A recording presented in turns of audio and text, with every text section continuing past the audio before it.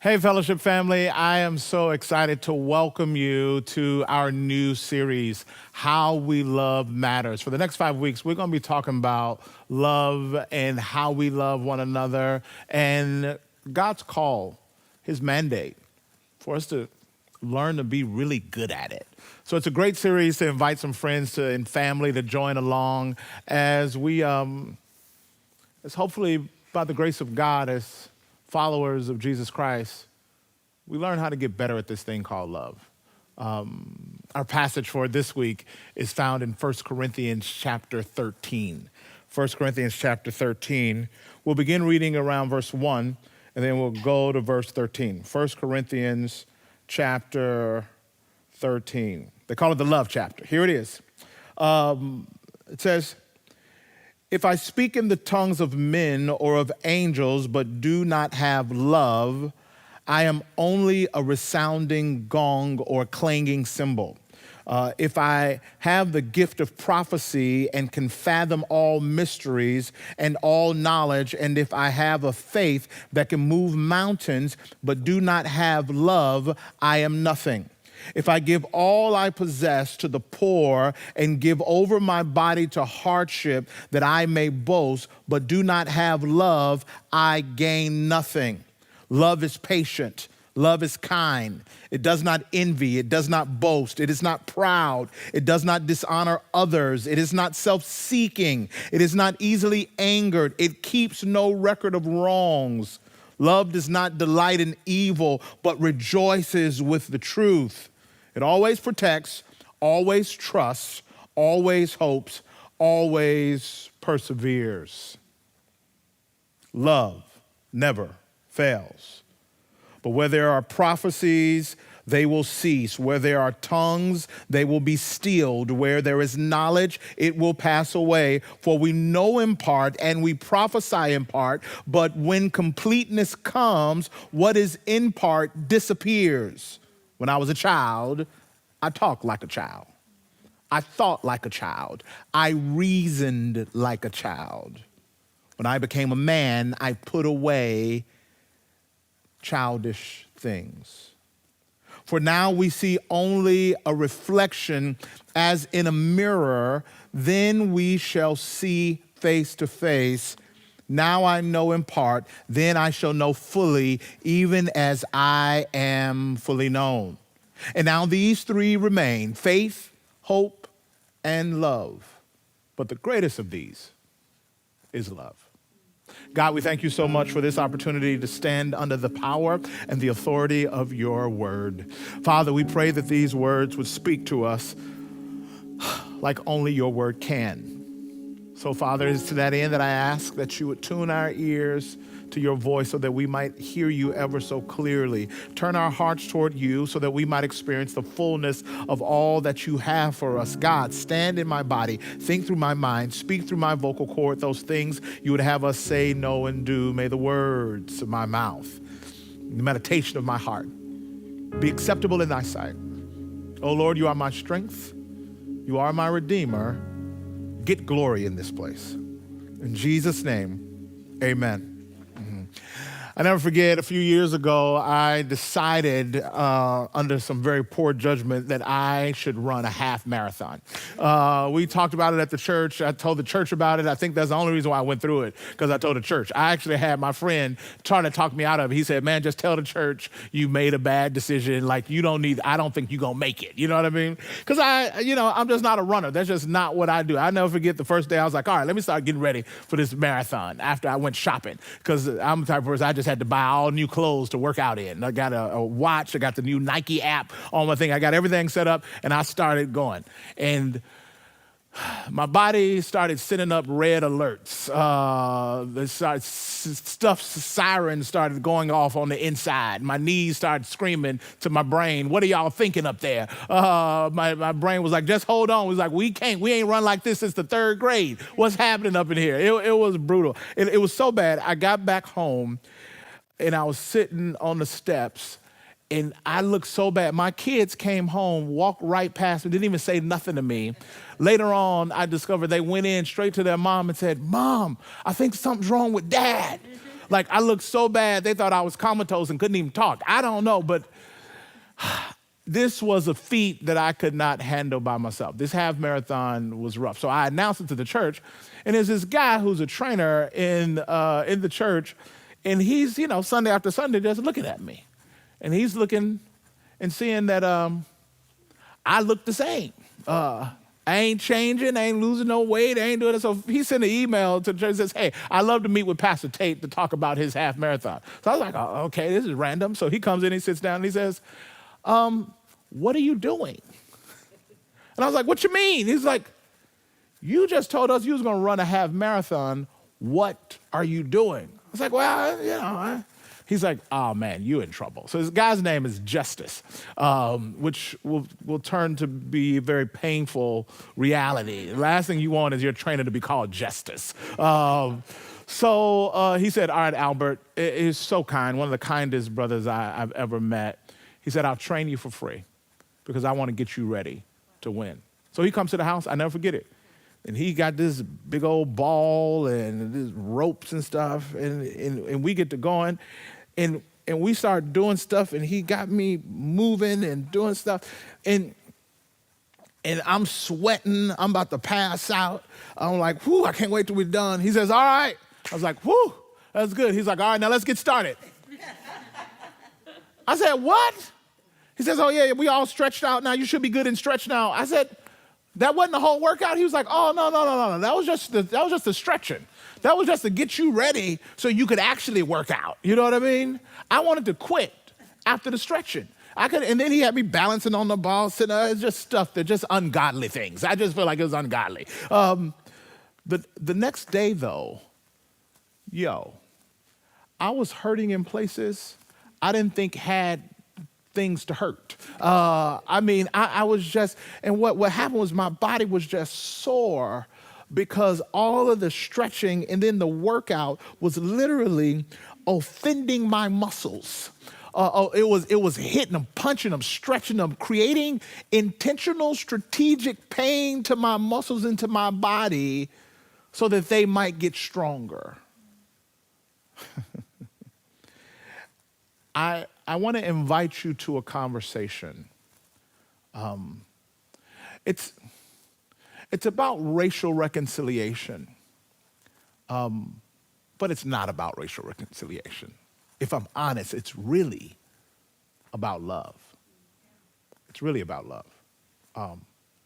Racial reconciliation is the application, but love has to be the revelation.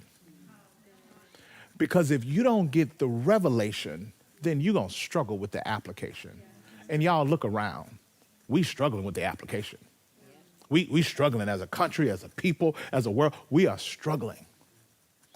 I want to invite you to a conversation where we will intentionally stretch you and intentionally offend some parts of your body, of your ideals, of your philosophies, of your assumptions. And inevitably, with that kind of stretching and that kind of impact on your memory, on your muscle mass and memory, stuff like that, you're going to get sore. If I'm honest, that's where we struggle the most. If I would have quit because of the pain of the soreness on the second day of the workout, I never would have experienced the joy of completing the half marathon.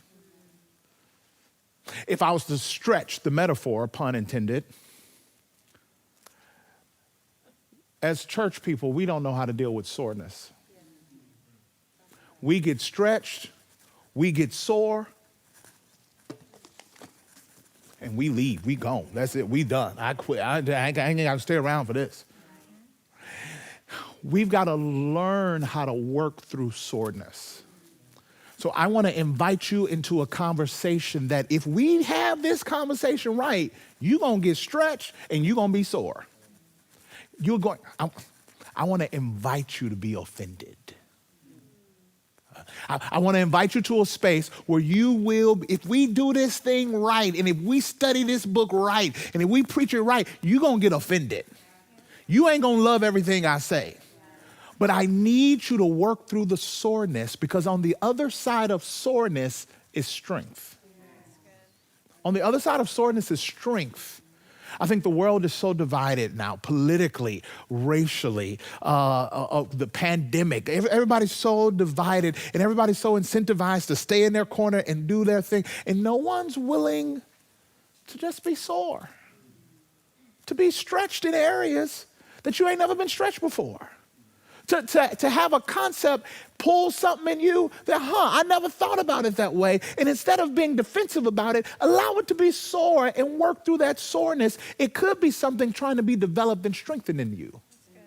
One of the hardest things with church people, especially when it comes to race and politics, that kind of stuff, we don't know how to talk to each other. And then once I say something you don't like, or you hear something from somebody else you don't like, you out, you gone. You just get up and you quit, and you go, because you're so used to being comfortable. And God didn't call you to comfort, he called you to kingdom. And kingdom requires stretching. Have you gotten to the place where stretching isn't even necessary anymore? Is stretching no longer required? Some of you've been Christians a long time, and you refuse to be stretched with any perspective that challenges your comfort level. So I'm telling you, the next few weeks, I'm trying to stretch you. I'm trying to stretch. What I love about Justice was a bodybuilder. He got them pictures. Y'all know them crazy pictures where you just on there, you know what I mean, like that. He got them. Homeboy look good. I'll never look like that. You know what Justice does before he works out? Stretches. You got all them muscles and you that developed, and you still got to stretch. Yes, because stretching is fundamental. Christians, stretching is fundamental. I don't care if you've been saved 20 years, you still need to stretch. This word, you have not wrapped your arms around the fullness of who God is. Trust me, because if you have, your God is way too small. If you didn't fully wrap your mind around God, how small is your God? I don't want my God the same size as my mind. Do you understand what I'm saying? So I want to stretch us, and I want to encourage you, work through the soreness, because on the other side of soreness is strength. There's strength. If I would have quit, it would have been because of my, naivete. Just good old-fashioned ignorance. I just didn't know better. I just didn't know how the body worked. I just don't know how it works. Why in the world would I quit because I'm sore when that's just a natural part of the process? Bodybuilders, those of you that work out, you Peloton people, all y'all folks, you just know you're going to be sore, and that's why you go out there and you work the second day. You work through the soreness. It's painful, yes, but you work through it. You know that because you have the experience. You have the experience. You have the maturity. Immaturity, ignorance, naivete in the process of doing the work of reconciliation, especially racial reconciliation, especially when you got so many things dividing us. In the process, immaturity will cause you to leave the conversation early. It is immaturity that will cause you to prematurely bail out. Because I'm so defensive, or I got so, somebody said something that was racist, or somebody accused me of being racist, or somebody, and I did that, and you so sensitive, and you get sore, and then you out, but you miss the blessing. Because immaturity will rob you of strength and unity. Friends, we live in a time where the immaturity of the church is robbing the church of strength and unity. Our immaturity, our inability, we look just as selfish and self-righteous as those that live outside of the covenant of God. And it is because of our immaturity. We can't work through the soreness. So we're going to work through the soreness so that we might get to the oneness. And stand in the strength of who God is. At Corinth, they had a problem. Paul is talking to them, and they got a problem because they're divided, and their problem is marked by immaturity. They're just immature, and they're doing immature things, and they're treating one another any kind of way. They are immature. They got a problem. The problem is, and the unique thing about them, and he calls it out, he says, not only are they immature, but they are strong in spiritual gifts. They are killing the spiritual gift game. They got tongues going down, speaking going down, people sacrifice. So there's this conundrum, there's this paradox, there's this dynamic where they're strong in spirituality, but lacking in love. So Paul, when he starts off in Corinthians, it's kind of like he quoting the song. He's like, where's the love? I see the spiritual gift. I see the proclamations. I see the prophecies. I see all that. But where is the love? Listen to what he says. He starts off by saying, look, y'all need to understand. If I speak in the tongues of men or of angels, but do not have love, I am only a resounding gong or a clanging cymbal. Now you need to understand what they would have heard in culture is kind of like every generation has the industry that is heightened.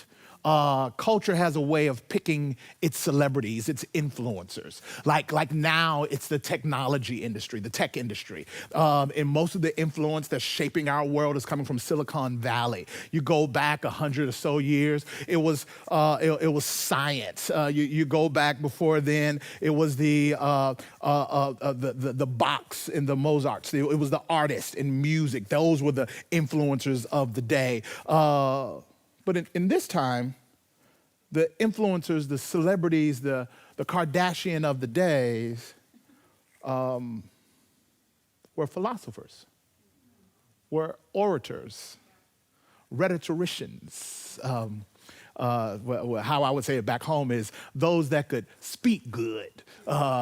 If you could speak good, because everybody wasn't reading, everyone didn't have a grasp of language. So if you could speak, if you would stand in courts, in the city square, in the courtyards, and speak, and people would come and sit and listen to you orate. And those had the most Instagram likes. Those were the influencers. Let's go and sit and listen. So they would go to Mars Hill and sit and listen to them debate. And it was just beautiful. Oratory was just moving and inspiring people. And what Paul is saying, if you speak with the tongues of men, if you speak with great oratory, the best of our society, those that our society lifts up and says, that's amazing, that's the best. He says, you can be the best and still lose it all if you do that without love. He says, if you sacrifice your whole body, if you do it, and if you don't do it with love, so y'all operating in all these spiritual gifts, and you're prophesying, and you're doing all this, and if you give your life, he says, even if you become a martyr, if you do a martyr so that you can boast about it, you still missed it. And your death is in vain. He says, spirituality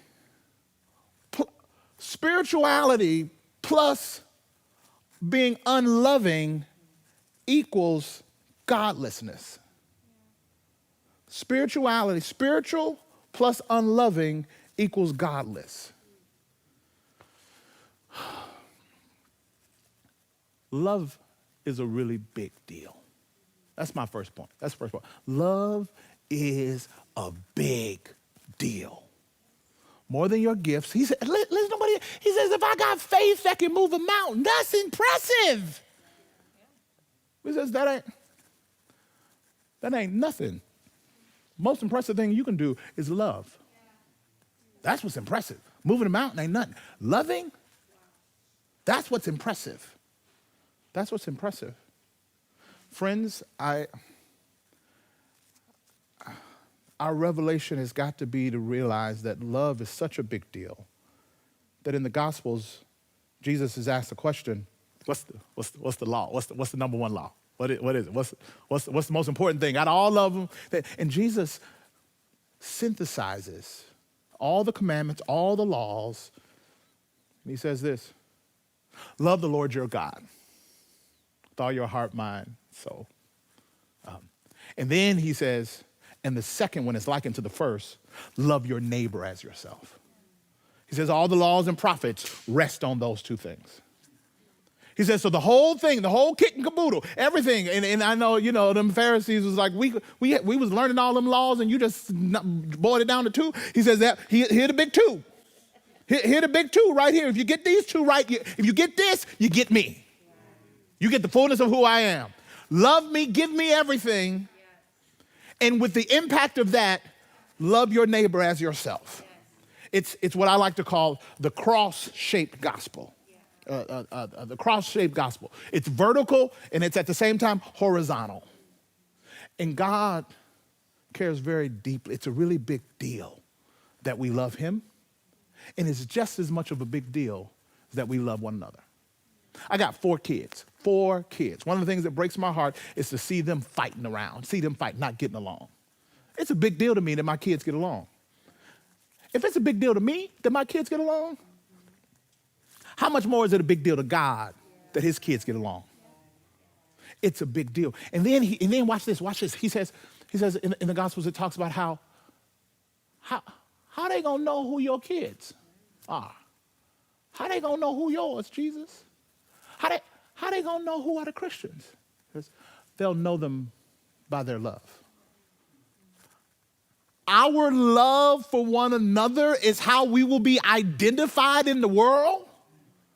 Listen to all the things that he could have said. They'll know us by our doctrine. They'll know us by our theology.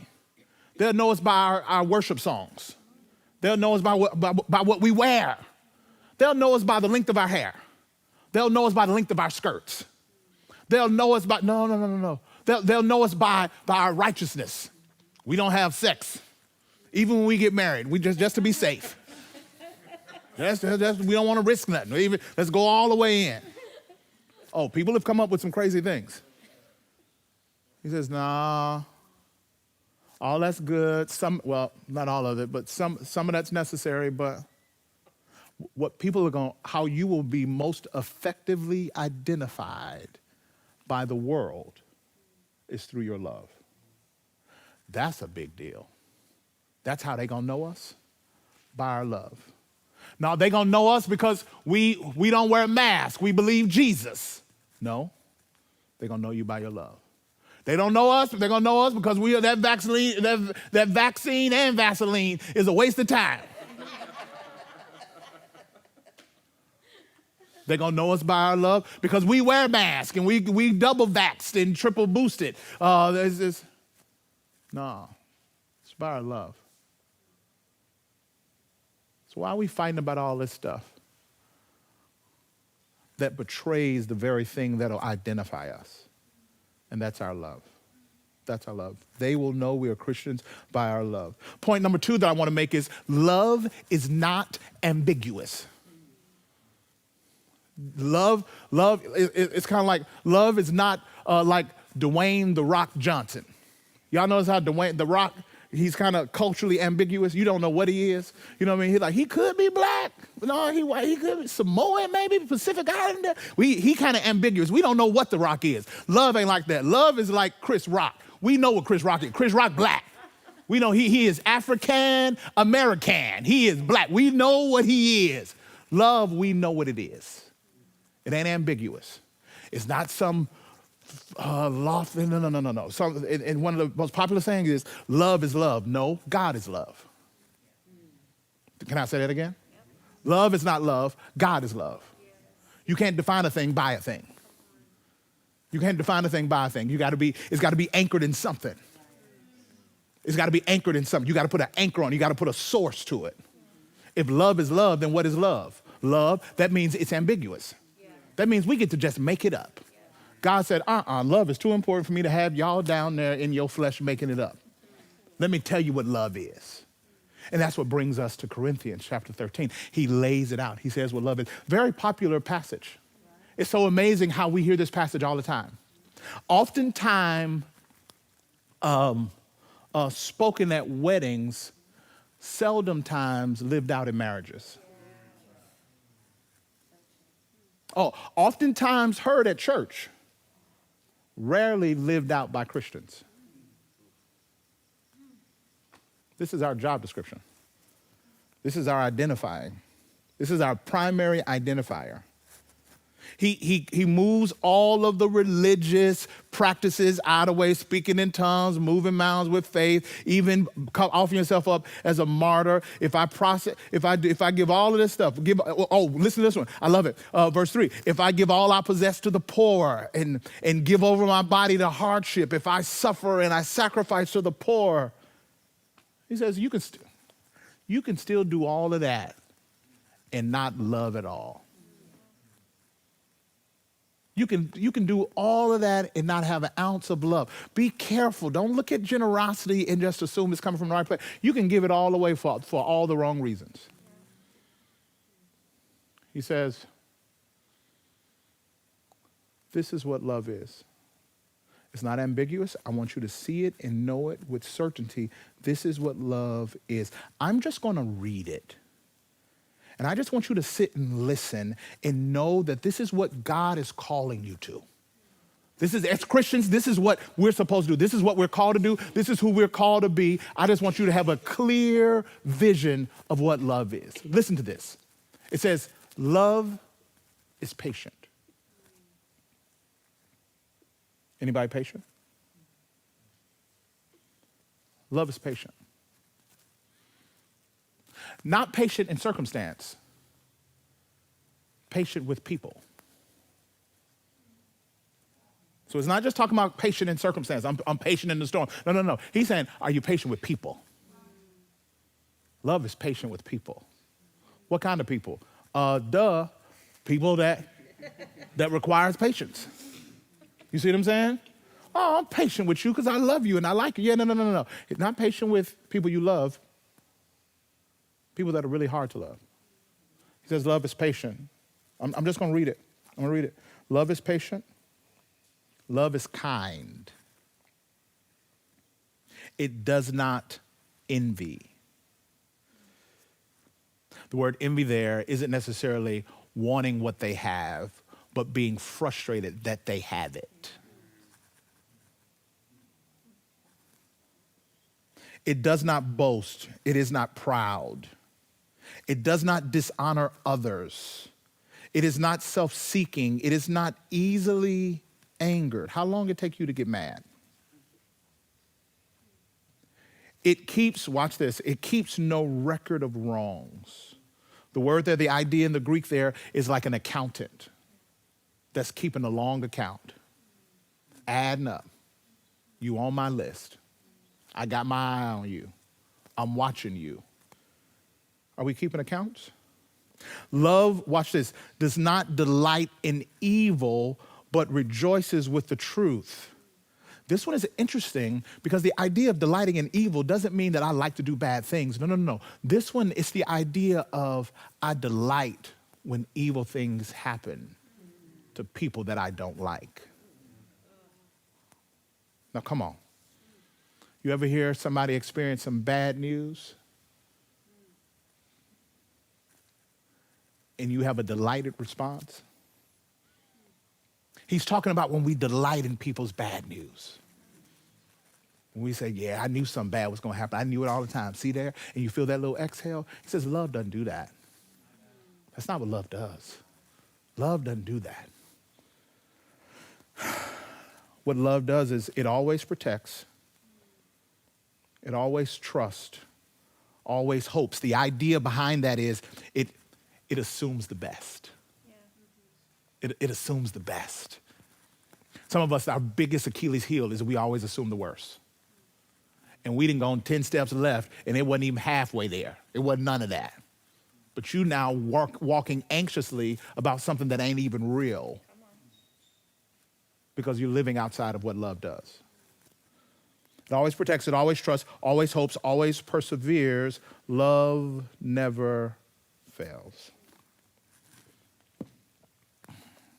That's what love does. That's what love is. That's what love does. And that's what love is. And that's how God has called us to live as Christians. If we walked according to that job description, racism would dry up overnight. Divisions, walls would crash and crumble overnight. Our ability to be one body and stand in unity and strength would change overnight. Third thing, number one, love's a big deal. Number two, love is not ambiguous. Number three, love grows up. Love grows up. Love grows up. Listen to what he says. He finishes that. He says, love never fails, verse 8, but where there are prophecies, they will cease. Where there are tongues, they will be stilled. Where there is knowledge, it will pass away. So he's saying love is eternal. So don't bank on all these things that's going to end, it's going to pass away. That's why the religious, spiritual practice, that's cute, that's nice. You ain't going to need none of that in heaven. You ain't going to need none of those in heaven. Love, you're going to need it. We're going to be there forever. Forever, ever, forever, ever, forever, ever. We're going to need love. That's the currency of the kingdom. It's love. So he's trying to get you to hold on to some currency because everything you got is cheap and temporal. And it ain't going to survive. So everything else will cease. So then he says, watch this. He says, for we know in part and we prophesy in part, but when completeness comes, what is in part disappears. When I was a child. It's almost like a subject change. It's almost like, where did that come from? Because we just know that verse and we've just used it out of context so many times. We don't even know what come before it, what come after it. But it comes right here as he's talking about love and maturity. And in part, so many things we don't know. And we're waiting on completeness. But he's saying what I understood is that what's fundamental about love is that here's the thing that happens. When you commit to love, it says, when I was a child, when I was an infant, the word there is the idea of about a 3-year-old. I understood like a 3-year-old. But love doesn't let me stay a 3-year-old. Love grows me up. And when I grow up, then I got to put away childish things. Love grows up and requires me to put away childish things. So yes, there was a time when I wasn't patient. I was a child. Now that I'm growing up, I need to put away impatience. I wasn't kind, I was mean, I was a jerk, I had a bad attitude. But you know what? Love is growing me up. And so I got to put away childish behavior. Love says, no, you don't get to have an attitude. No, you got to extend grace. So stop acting like a child. That's immature. No. You can't bring those childish ways into this place because I'm growing you up. Love does not leave you stuck in one season for the rest of your life. I love you too much. Do you understand what I'm saying? There's a season as a child when you couldn't pay me to brush my teeth or bathe. I enjoyed just being what I did. Brushing teeth and bathing was a disruption to whatever I was doing. But my mother loved me too much to leave me smelling and looking like a 7-year-old. And when I'm 70, here I am. What would y'all say? Y'all say, now see, somebody didn't love him. Somebody didn't love him enough to tell him the truth. He ain't got no teeth, and he smells terrible. He walking around looking like Linus from Charlie Brown. Y'all get this, you know. But because my mama loved me, she says, no, you got to grow up, son. And you got to put away childish ways. When you were 2, yeah, you didn't have to brush your teeth. Now that you're 22, you need to get some Colgate in your life. Because love grows up. And when love grows up, you know what it looks like? Looks like Jesus. Looks like Jesus. A mature love looks more and more like Jesus. Because it's not your love that's growing up inside of you. It's Jesus' love that grows up inside of you. Cue the fruit of the Spirit, and you see as you take if you jump over to Galatians and see the fruit of the Spirit and see what love is according to this description that Paul puts, you will see a lot of similarities. Because when Jesus' love grows up in you, it looks like the fruit of the Spirit. It looks like Jesus. So if you want to just do a real quick gut check of how you're loving, am I loving like Jesus? Does this look and feel like Jesus? Is my interaction, is it looking and feeling like Jesus? Love, when it grows up, it looks like Jesus. So when I disagree with my brothers and sisters, I disagree like Jesus. When I'm having a hard time with somebody that has a different perspective than I do, I'm having a hard time looking. While I do it, I'm looking like Jesus. I'm trying to pursue racial reconciliation, and we just missing one another. You keep saying offensive stuff. You got privilege and supremacy, and I'm offended, and I don't like this and all that. Yeah. But he says, you can have the conversation. Look like me. See, the problem is you're not looking like me in the conversation.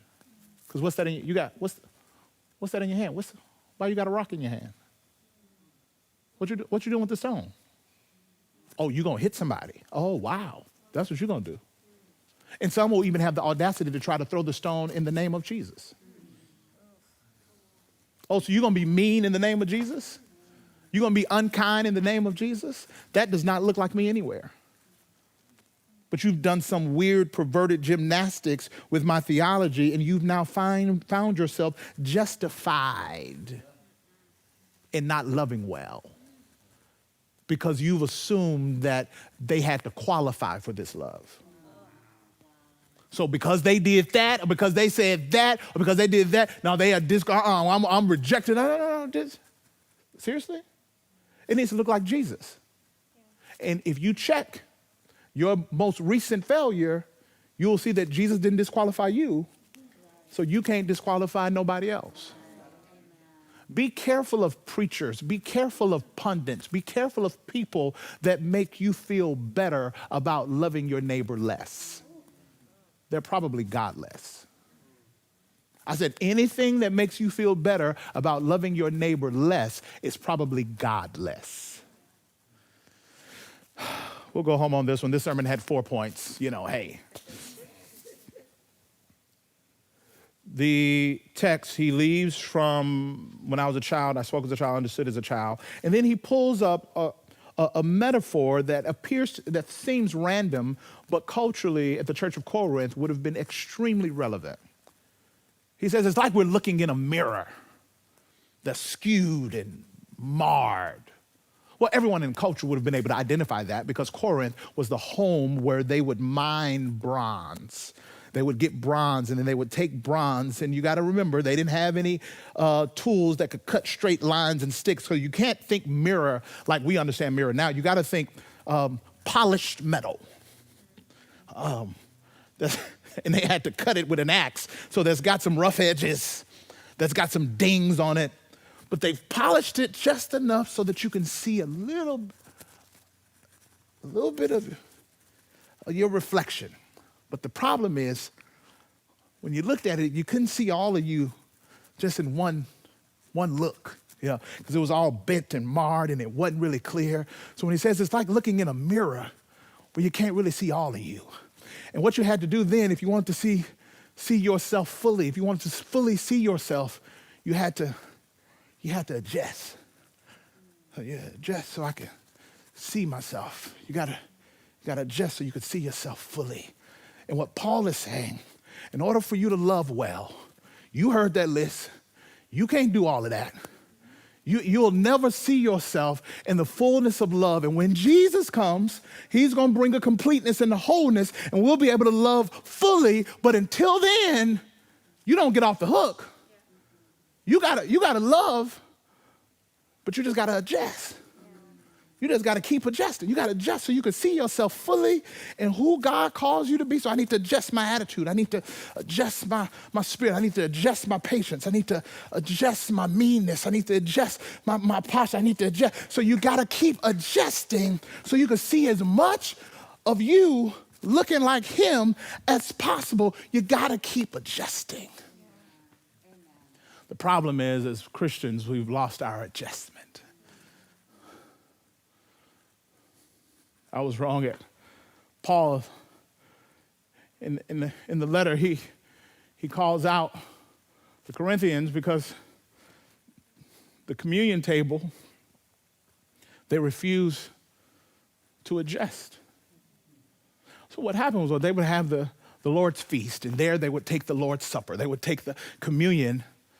But some folk had to work all day. And others that had more means didn't have to work all day. So they come to the table and they get there early. And after a while, man, they got tired of waiting. They didn't adjust their patience. So they said, let's go on and eat. So they went on and started eating, which would have been fine. They ate their part. But then they didn't adjust their kindness. They kept eating. So when the folks who had worked all day came, there's no food. Not only that, but they had drunk all the wine.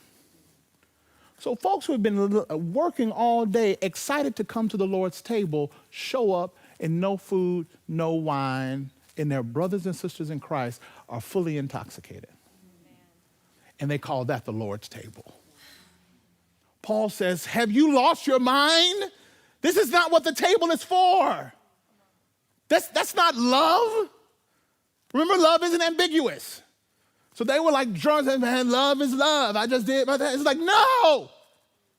Love is clear. Love is patient. Wait on your brother and sister. Love is kind. Don't eat everything up before they come to the table. Have y'all forgotten what this table is about? And then he goes on, he says, remember, the centerpiece of this table, it's a bloodstained table. Have y'all forgotten what brought us to this table to begin with? And he goes back and he says, remember, Jesus Christ. He was in his home in glory. He put on flesh and dwelt among us. He adjusted. Remember, he walked with us for 3 years, encouraging, sharing, healing, delivering. Then the Bible says they put him up after taking him from judgment hall to judgment hall, and they said, crucify him. Crucify him. And the Savior of the world, the King of kings, the Lord of lords, the creator of the whole world, he let them take him. And he marched up a hill called Calvary. He could have called 10,000 angels, but he adjusted. They took an old rugged cross and they put it on his back and they stretched his arms. The Bible says they hung him high and he adjusted. They stretched him wide and he adjusted. They put nails in his hands and he adjusted. He died on the cross. They put him in the grave all night Friday and he was there adjusting, all night Saturday and he was adjusting. But early Sunday morning, he got up with all power in his hands.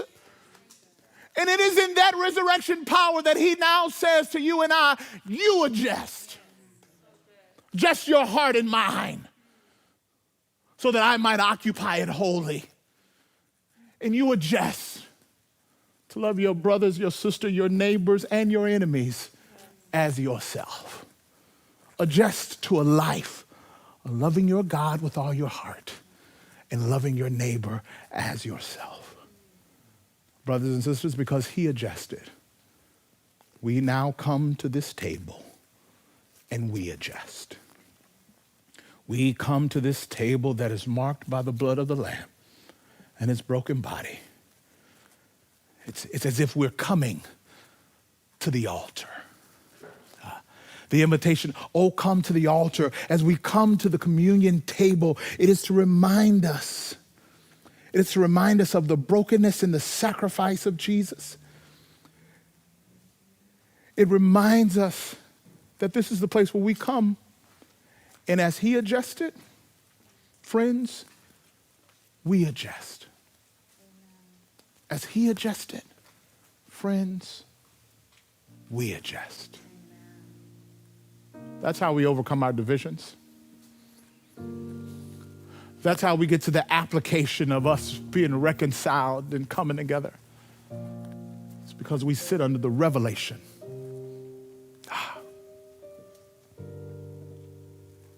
of God's adjustment to love us and our adjustment to love him and one another.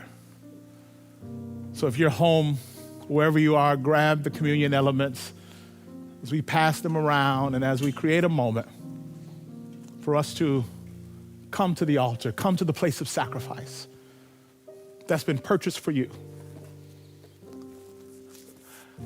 First of all, why do I have to love like this?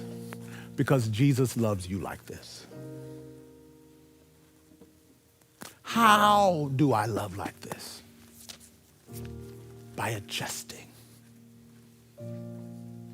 So that I might see as much love of God in my life as possible, and so that I might see as much love of God in you as possible. I keep adjusting.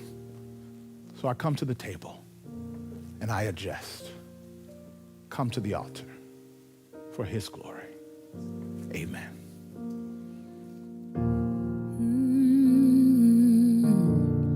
Oh, come to the altar. The Father's arms are open wide. Forgiveness was bought with the precious blood of Jesus Christ.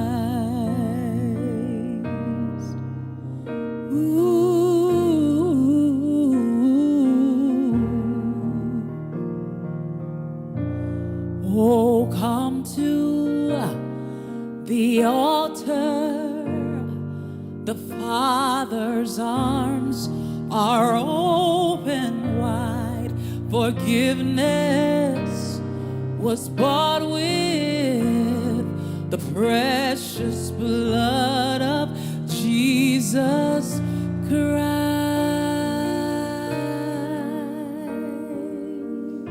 So take the bread. And Father, we take, eat in remembrance of your broken body. Now, Father, we take the wine, represents your blood, shed for my sins. We take drink in remembrance of you. Oh, what a Savior. Oh, he's so wonderful. We sing hallelujah because Christ is risen. Our response is we adjust. Oh, it's hard to love folks, but we adjust. It's hard to forgive, but we adjust. It's hard to sit in empathy for someone else. We adjust. It's hard to be offended and stay at the table, but we adjust. Because Jesus didn't get off the cross when it got uncomfortable for him, so we don't get from the table when it gets uncomfortable for us. Oh, what a Savior. He is our inspiration. He is why we pursue reconciliation. Let's sing that one time. Sing hallelujah, Christ. Come on, in your living rooms, all over, would you just lift your voice and sing? This is our declaration. Oh, what a Savior. He is so wonderful. I sing hallelujah. Yeah. Christ is risen. Come on, lift it up. Oh, what a Savior. Oh, what a Savior. Isn't he wonderful? Sing hallelujah. Christ is risen. So may your days be filled with love adjustments so that you might love your God and you might love your neighbor. May your love be adjusted by the power of the Holy Spirit. And may in you, his love grow up so that more and more, day by day, you'll look more like Jesus. Oh, what a Savior. Isn't he wonderful? For his glory. Amen.